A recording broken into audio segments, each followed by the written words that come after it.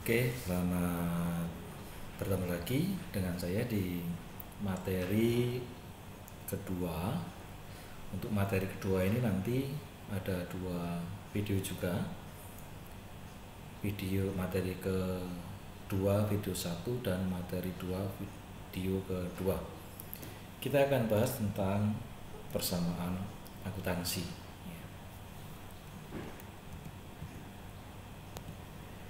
Fungsi utama akuntansi adalah menyediakan laporan keuangan secara periodik. Untuk apa?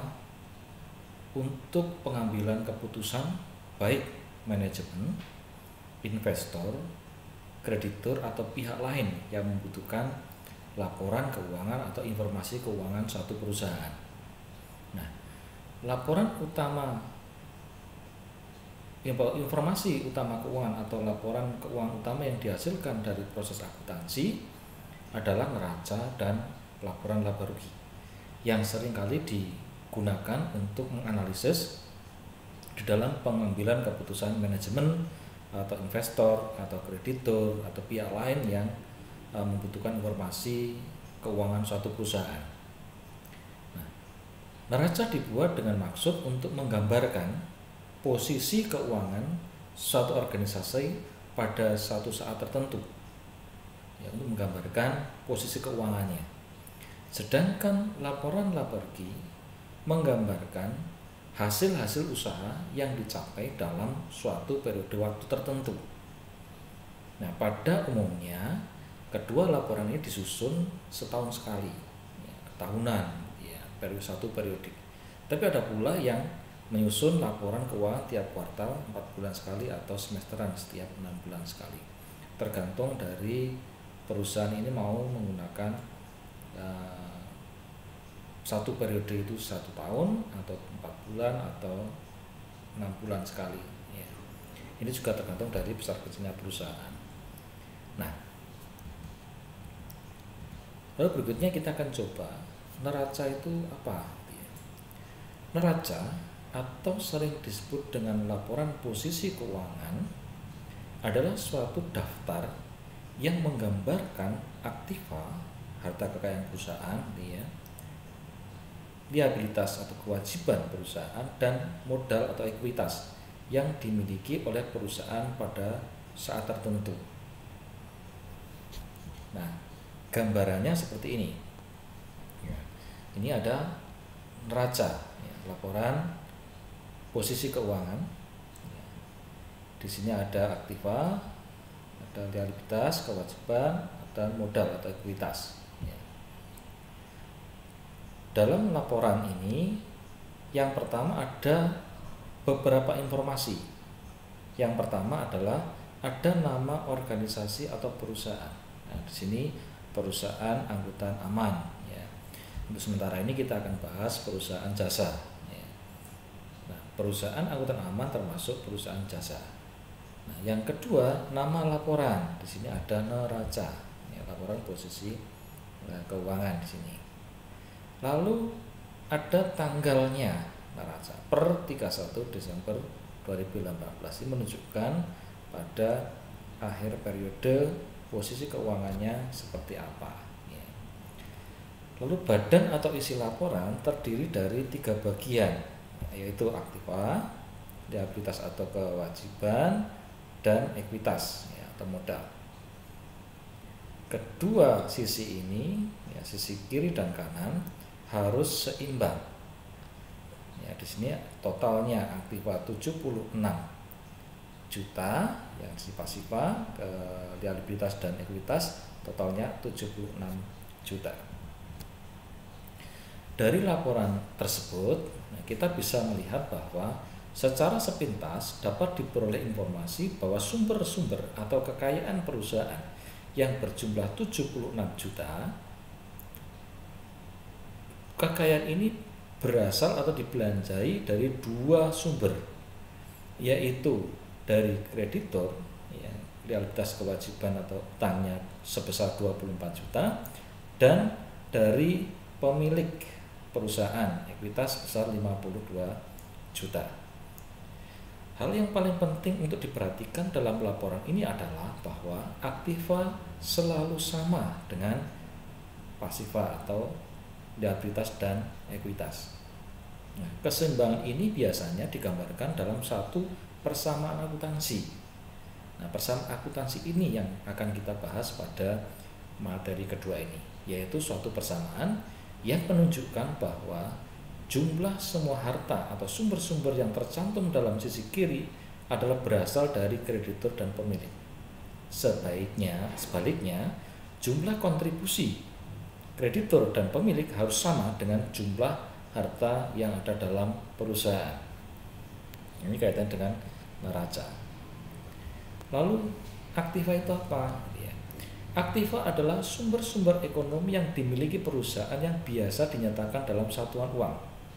Nah, jenis-jenis sumber-sumber ekonomi atau lazim disebut dengan harta perusahaan itu bisa bermacam-macam.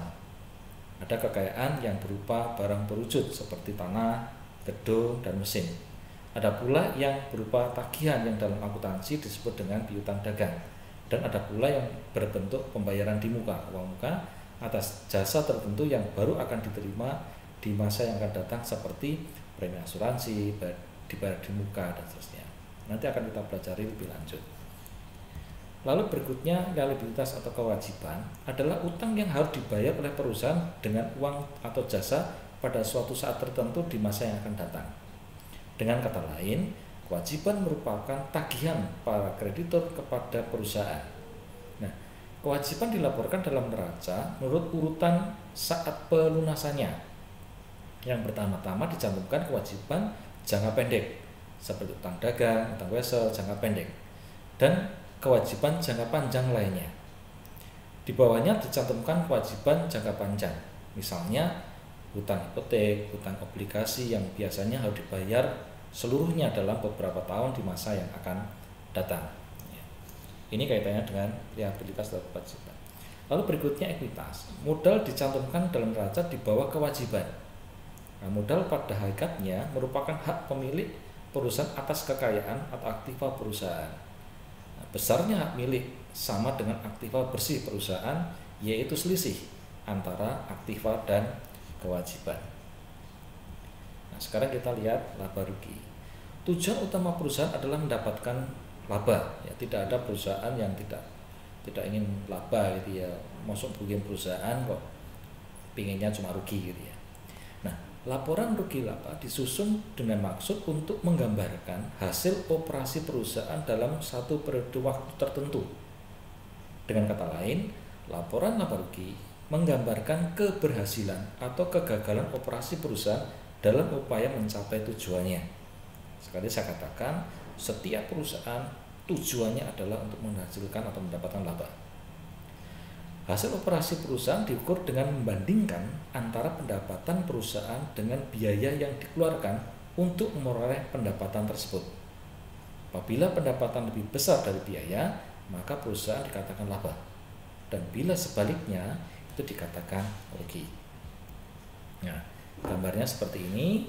Kita bisa lihat di sini ada perusahaan angkutan aman gitu ya, laporan laba rugi untuk tahun yang berakhir 31 Desember 2003 umpamanya. Ini hanya contoh saja.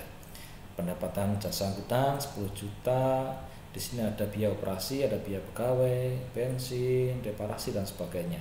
Total biayanya adalah 44.600.000 sehingga laba bersih itu 5.400.000 karena pendapatan lebih besar daripada biaya.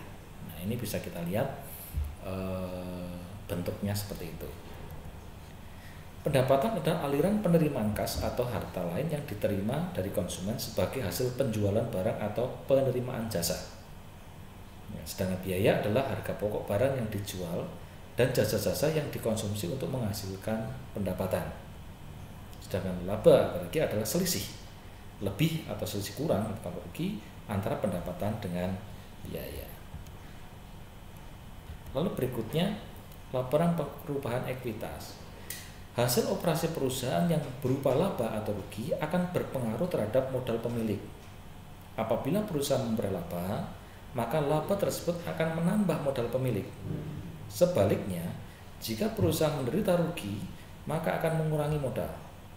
modal pemilik juga akan berubah karena adanya tambahan investasi yang dilakukan oleh pemilik atau berkurang karena adanya pengambilan pribadi atau yang disebut dengan privé.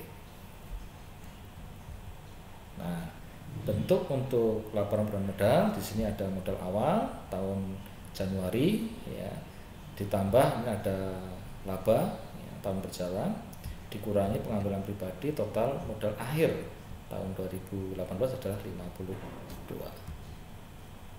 Nah, laporan perubahan modal sering disebut dengan jembatan antara laporan laba rugi dan neraca. Ya, seperti telah ditunjukkan di atas, data laba atau rugi yang tercantum dalam laporan laba rugi pada akhirnya akan mempengaruhi modal yang tercantum di dalam neraca. Nanti kita akan bahas lebih lanjut. Oke. Sementara untuk video materi 2 video pertama cukup, silakan dipelajari, silakan diulang-ulang, dipelajari supaya lebih paham. Ya, untuk materi PPT nanti juga akan saya kirimkan untuk biar di print, dipelajari. Kalau ada hal-hal yang perlu ditambahkan, silakan ditambahkan, ditulis di kertas di PPT yang saya bagikan. Oke, terima kasih, selamat belajar.